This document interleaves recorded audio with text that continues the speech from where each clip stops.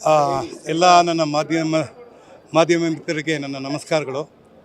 ಕನ್ನಡದಲ್ಲಿ ಒಂದು ಹಾಡಿದೆ, ಯುಗ ಯುಗಾದಿ ಕಳೆದರೂ ಯುಗಾದಿ ಮರಳಿ ಬರುತ್ತಿದೆ ಅಂತ. ಅದರ ಅರ್ಥ ಏನಂದರೆ, ಒಂದು ಸೈಕಲ್ಲು, ಒಂದು ಸರ್ಕಲ್ಲು, ಅದೊಂದು ಚುನಾವಣೆ. ಅದು ಯಾವುದೇ ಒಂದು ಸಂಸ್ಥೆ ಆಗಿರ್ಬೋದು ಅಥವಾ ಸರ್ಕಾರ ಆಗಿರ್ಬೋದು, ವಾರ್ಷಿಕ ಚುನಾವಣೆ ಅಂತ ಆಗುತ್ತೆ. ಅಥವಾ ಒಂದು ನ್ಯಾಷನಲ್ ಲೆವೆಲ್ ಆದರೆ ಪಂಚವಾರ್ಷಿಕ ಯೋಜನೆ ಅಂತ ಆಗುತ್ತೆ. 5 ವರ್ಷಕ್ಕೊಂದ್ಸಲಿ ಎಲೆಕ್ಷನ್ ಆಗುತ್ತೆ. ಪ್ರಸ್ತುತ ನಮ್ಮ ಕರ್ನಾಟಕ ಚಲನಚಿತ್ರ ವಾಣಿಜ್ಯ ಮಂಡಳಿಯ 2024-25 ಒಂದು ಚುನಾವಣೆ ಇವತ್ತು ನಡೀತಾ ಇದೆ. ಬೆಳಗ್ಗೆ ಜನರಲ್ ಬಾಡಿ ಮೀಟಿಂಗ್ ಆಯಿತು. ಈಗ 2 ಗಂಟೆಯಿಂದ 6 ಗಂಟೆಗೆ ಚುನಾವಣೆ ನಡೆಯುತ್ತೆ. ಸಾಕಷ್ಟು ಜನ ಆಕಾಂಕ್ಷಿಗಳು ಇದರಲ್ಲಿ ಸ್ಪರ್ಧೆ ಮಾಡ್ತಾಯಿದ್ದಾರೆ. ನಮ್ಮಲ್ಲಿ ಒಂದು ಪ್ರೆಸಿಡೆಂಟು, 3 ವೈಸ್ ಪ್ರೆಸಿಡೆಂಟು, 3 ಸೆಕ್ರೆಟರಿಗಳು, ಒಬ್ಬ ಟ್ರೆಷರರು. ಈ ಮೂರು ಅನ್ನೋದು ಯಾವುದಕ್ಕೆ ಬರುತ್ತೆ ಅಂತಂದರೆ, ಒಂದು ನಿರ್ಮಾಪಕರ ವಲಯ, ಇನ್ನೊಂದು ವಿತರಕರ ವಲಯ, ಇನ್ನೊಂದು ಪ್ರದರ್ಶಕರ ವಲಯ. ಈ ಒಂದು 3 ವಲಯಗಳು ಸೇರಿ ಒಂದು ಕರ್ನಾಟಕ ಚಲನಚಿತ್ರ ವಾಣಿಜ್ಯ ಮಂಡಳಿ ಅಂತ ಆಗಿರೋದು ಇಡೀ ಭಾರತ ದೇಶದಲ್ಲೇ ಪ್ರಪ್ರಥಮವಾಗಿ ಕರ್ನಾಟಕದಲ್ಲಿ ಮಾತ್ರ ಅಂತ ಹೇಳೋಕ್ಕೆ ನಾನು ಹೆಮ್ಮೆ ಪಡ್ತೀನಿ. ಬೇರೆ ಎಲ್ಲೂ ಕೂಡ ಈ ಥರದ್ದು ಒಂದು ಸಂಸ್ಥೆಗಳಿಲ್ಲ. ಬಹುಶಃ ಹಿಂದೆ ತಮಿಳುನಾಡಲ್ಲಿ ಇದ್ದಂಥ south Indian film chamber of commerce ಅಂತ, ಏನು SIFCC ಅಂತ ಕರಿತೀವಿ, ಅಲ್ಲಿ 4 ಭಾಷೆಗಳ ಒಂದು ಸಂಸ್ಥೆ ಇದೆ.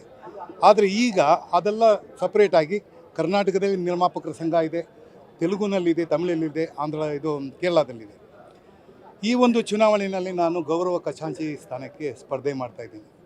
ಈ ಹಿಂದೆ ನಾನು 2022-23 ನಾನು ಗೌರವ ಕಾರ್ಯದರ್ಶಿಯಾಗಿ ಚುನಾವಣೆಯಲ್ಲಿ ಗೆದ್ದು ಕೆಲಸ ಮಾಡಿದ್ದೆ. ಆವಾಗ ಸ್ವಲ್ಪ ಕಷ್ಟ ಆಗಿತ್ತು, ನಮ್ಮ ಕೈ ಕಟ್ಟು ಹಾಕಿತ್ತು. ಯಾಕೆಂದರೆ ಕೆಲವಾರು ಕೋರ್ಟ್ ವಿವಾದಗಳು ಅದು ಇದೆಲ್ಲ ಇದ್ದು ಆಗಿಂದ ಪೂರ್ಣವಾಗಿ ನನ್ನ ಕೆಲಸ ಕಾರ್ಯಗಳನ್ನ ತೊಡಗಿಸ್ಕೊಳಕ್ಕಾಗಲಿಲ್ಲ.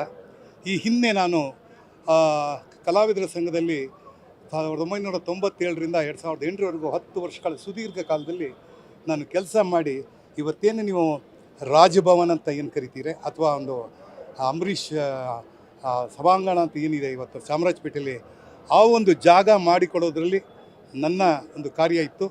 ನಾನು ಸರ್ಕಾರದ ಜೊತೆ ಹಾಗೂ ಹೈಕೋರ್ಟ್ನಲ್ಲಿ ಜೊತೆ ಮತ್ತು ಸುಪ್ರೀಂ ಕೋರ್ಟ್ನಲ್ಲಿ ಡಿವಿಷನಲ್ ಬೆಂಚ್ ಅಂತ ಬರುತ್ತೆ. ಡಿವಿಷನ್ ಬೆಂಚ್ ಅಂದರೆ ಒಬ್ಬ ಜಡ್ಜ್ ಇರಲ್ಲ, ಇಬ್ಬಿಬ್ಬರು ಇರ್ತಾರೆ, 3 ಜನ ಇರ್ತಾರೆ. ಅಂತಹ ಒಂದು ಜಡ್ಜ್ಮೆಂಟಲ್ಲಿ ಗೆದ್ದು ಆ ಜಾಗ ನಾನು ಮಾಡಿಕೊಟ್ಟ ಹೆಮ್ಮೆ ನನಗಿದೆ ಅಂತ ಹೇಳೋಕ್ಕೆ ನಾನು ಇಷ್ಟಪಡ್ತೀನಿ. ಯಾಕೆಂದರೆ ಕೇವಲ ಕಲಾವಿದ ಅಲ್ಲ, ಕಲಾವಿದ ಆಗಬೇಕಾದ್ರೆ ಅದಕ್ಕೊಬ್ಬ ನಿರ್ಮಾಪಕ ಬೇಕು, ಅವನಿಗೊಬ್ಬ ನಿರ್ದೇಶಕ ಬೇಕು, ತಂತ್ರಜ್ಞರು ಬೇಕು. ಹಾಗೆ ಇಲ್ಲಿ ಒಬ್ಬ ಕಲಾವಿದ ಹೋಗಿ ನಿರ್ಮಾಪಕನಾಗಿ ನಾನು 2016ರಲ್ಲಿ ಬಂದು ಇಲ್ಲಿ ಸೇರಿಕೊಂಡೆ. ಇಲ್ಲಿ ನನಗೆಲ್ಲರೂ ಒಂಥರ ಸಪೋರ್ಟ್ ಮಾಡ್ತಾ ಬಂದರು.